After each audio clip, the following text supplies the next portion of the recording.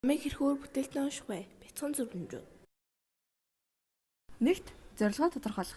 Харвардын судалгаагаар уншихын өмнө зорилгоо тодорхойлсон хүмүүс 30%-аар илүү сайн ойлгож уншиж чаддаг.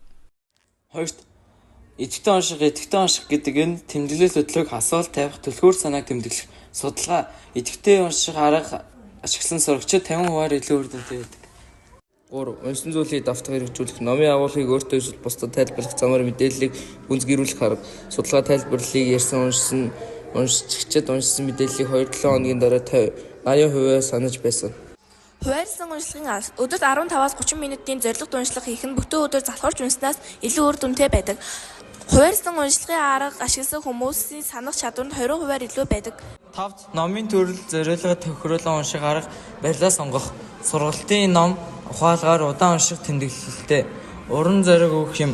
Хурдан унших гол санааг шүүж авах. Сонирхлын амар тайван ташаалтай унших.